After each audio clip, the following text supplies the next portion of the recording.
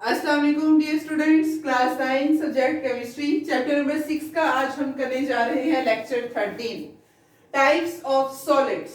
कि सॉलिड्स कितने तरह के होते हैं, कितनी उनके टाइप्स हैं। जैसे हम कुछ देखते हैं, कुछ सॉलिड्स हैं जो शेपलेस होते हैं, उनकी कोई शेप नहीं होती, उनको किसी भी शेप में चेंज किया जाता है। कुछ सॉलिड्स ऐसे होते हैं जिनकी 3 डायमेंशनल शेप होती है, वो क्रिस्टलाइन फॉर्म में होते हैं, क्यूबिक क्रिस्टल्स की फॉर्म में होते हैं। तो वो सॉलिड आज हम पढ़ने जा रहे हैं। सॉलिड्स की 2 टाइप्स हैं, amorphous solid and crystalline solid. Amorphous, morphous का मतलब होता है शेप, ए का मतलब नॉट, कि ऐसे सॉलिड जिनकी no shape, shapeless solids. Amorphous solid ऐसे सॉलिड्स होते हैं जिनकी शेप नहीं होती, एग्जैक्ट शेप नहीं होती। उन सॉलिड में जो पार्टिकल्स हैं वो रेगुलरली अरेंज नहीं होते, रेगुलर पैटर्न में अरेंज नहीं होते। जैसे यहाँ पे मैंने सॉलिड बनाया है एमॉर्फस, तो आप देखें यहाँ पे पहले ये शेप है, फिर सॉलिड कोई कहीं अटैच है, कोई कहीं अटैच है, कोई कहीं अटैच है।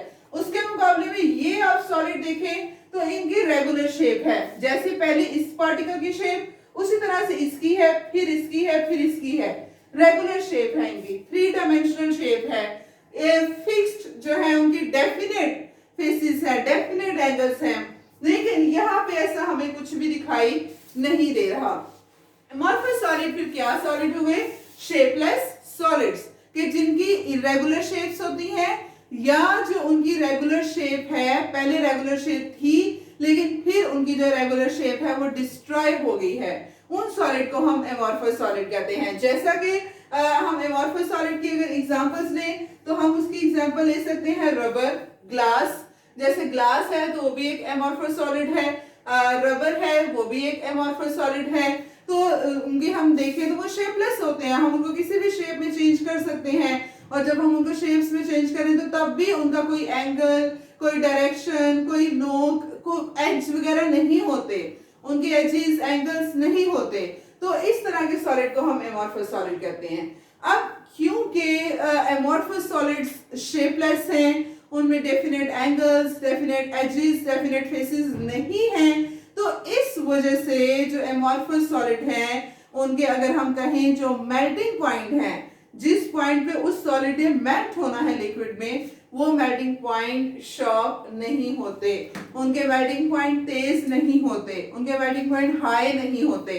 क्रिस्टलाइन सॉलिड में क्योंकि सॉलिड रेगुलरली अरेंज्ड है पार्टिकल्स विद स्ट्रॉन्ग इंटरमोलेक्युलर फोर्सेस, तो उस वजह से उनके मेल्टिंग पॉइंट हाई होते हैं, क्योंकि पार्टिकल्स रेगुलरली अरेंज है, उनमें डेफिनेट एंगल्स हैं, डेफिनेट फेसेस हैं, जिसकी वजह से पार्टिकल्स हैं तो उनको मेल्ट होने में टाइम लगता है।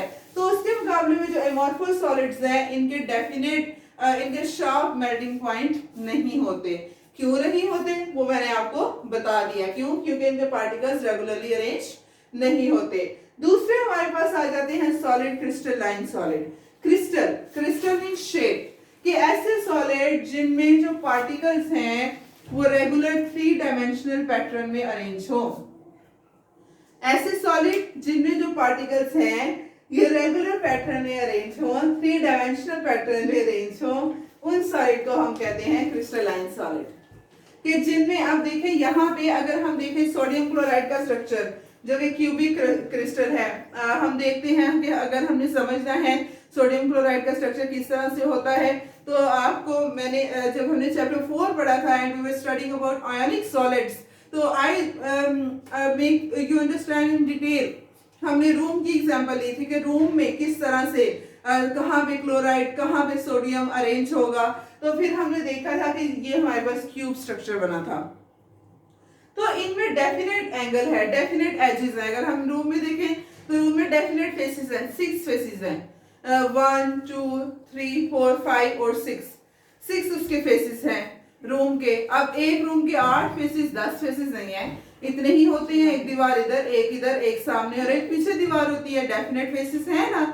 इसी तरह से जो क्रिस्टलाइन सॉलिड्स हैं वो रेगुलरली जब अरेंज होते हैं, उनके पार्टिकल्स 3 डायमेंशनल पैटर्न में अरेंज होते हैं, along X axis, along Y axis and along Z axis.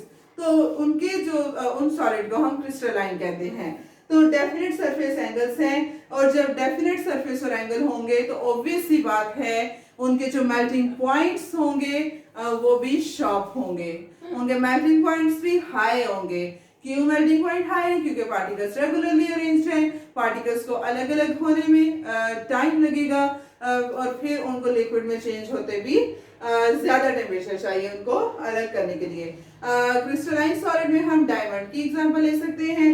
Diamond में जैसे आपको पता है रेगुलर शेप होती है उसकी, octahedral type crystal, octahedral crystal होता है, तो उसके रेगुलर एजेस होते हैं, कॉर्नर्स होते हैं, तो उसमें हम सोडियम क्लोराइड की एग्जांपल ले सकते हैं।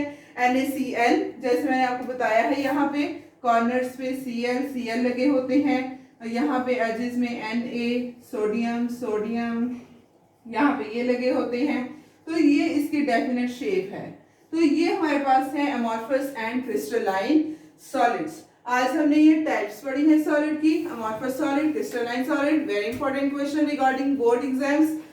नेक्स्ट हम इससे रिलेटेड अगर आपके क्वेश्चन है तो you can ask in Google classroom. कल हम इंशाल्लाह एलोट्रॉपी को डिस्कस करेंगे जो नेक्स्ट प्रॉपर्टी है सॉलिड्स की।